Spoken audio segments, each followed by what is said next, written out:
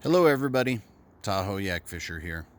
Today I'm going to do a quick walkthrough of how I have wired my Recon 120 for the fish finder and for the trolling motor.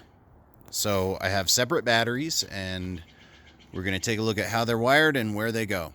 The battery for the trolling motor goes under the hood here, and I have a battery tray that is located in the hole there by that little pool noodle. Love the use of the pool noodle. Now I have 4-gauge wires that go from the battery to this little panel. This panel is a piece of cutting board material that I have mounted to the hull via these 2 screws, the one from the pedal channel, and then I added that one.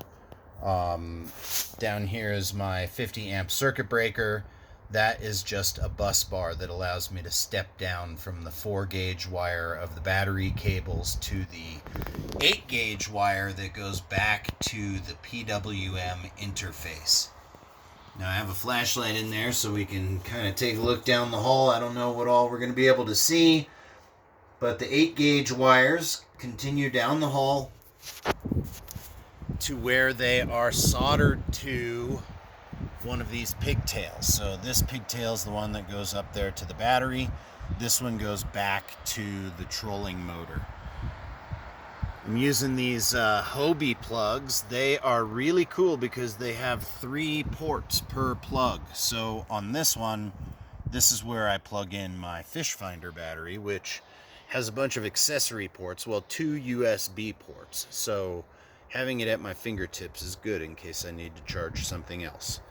Now, I could have put all 3 of those out one of these Hobie plugs, but I was originally using these panel mount SAE connectors, and I already had 2 holes in the Kayak, and coincidentally, I already had 2 of these Hobie plugs.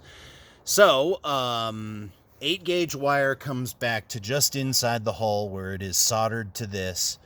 This is soldered to 10-gauge wire that comes back to the hatch cover there, where I have a trolling motor plug that goes to our motor. Now, I put the cap on the motor. I actually cut the wires. The wires that come out of the motor from Newport vessels are 10-gauge. But they're not silicone jacketed. They're not great quality wire. So I cut it all the way back to here and soldered on silicone jacketed wire, which is much more pliable, especially in cold temperatures. And living here in Tahoe, that's an important thing. So let's put it all together and see how it works.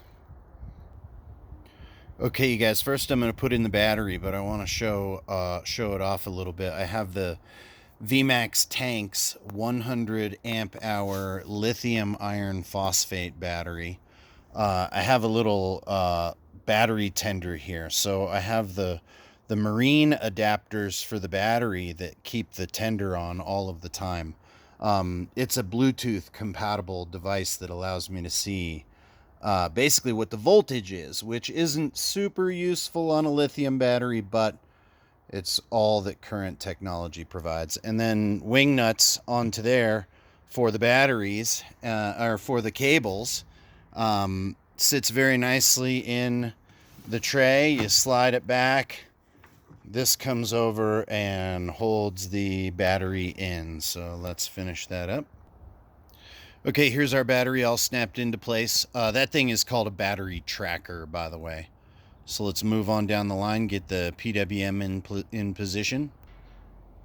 Okay, guys, so we have to put the seat in order to put the PWM in, because the PWM attaches to this ram ball that is a part of the seat fixing hardware, but we kind of want to see how it interfaces with the seat anyway. So here is the Hobie plugs with the pigtails hanging out, including the one for my fish finder. Now, because these pigtails are about 5 inches long, I cut about 5 inches off of the pigtail of the PWM. So that is going to make storing this a little bit nicer.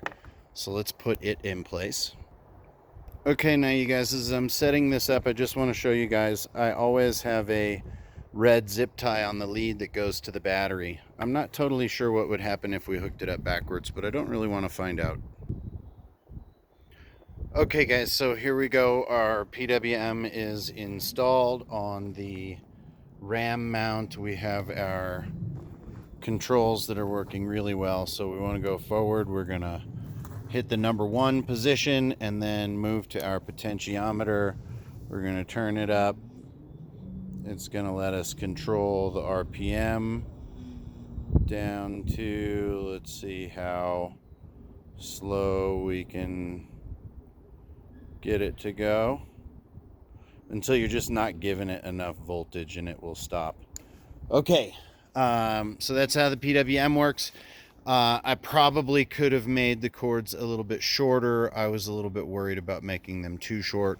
But there we have it installed with the new pigtails. It's a pretty nice interface. Now, one of the cool things about using these Hobie plugs is it's nothing is mounted to the boat that is motor specific. You could kind of strip all the motor parts off of it pretty quick. It would look like just normal wiring. You also have extra ports if you want to add lights, that sort of thing. I'm not going to do that. I don't need lights. Anyway, going back to our motor, I think we talked about all of that. Let us put in the fish finder battery. Part of the reason I did this, number 1, I think those panel mount plugs are not very good quality. Number 2, I really wanted my fish finder battery to be under my seat so that I could use the accessory ports if I wanted to. So let's go get that battery and see how it works. All right, you guys, so here's my power source that is in its very nice case, in its chicken tray to keep it waterproof. I've had it on the water a couple of times. It's working really well. It has, like I was saying, there's accessory ports. I have another video on this particular device. If you want to check that out, please do. Let's see how it works in this application. All right, guys, so the chicken tray can be pulled out so that I can get to this. It can be slid up under the seat like that, and we're gonna just kind of take a look in there. You can see on the left, that is where the pigtail plugs into the fish finder wiring harness. Now, I made all of those pigtails coming out of the Hobie plugs short enough that they won't hang in the water. All right, you guys, so that is where we are at. Tell me what you guys think. Video's getting kind of long. Thanks very much for watching. Tight lines, Yak Fisher out.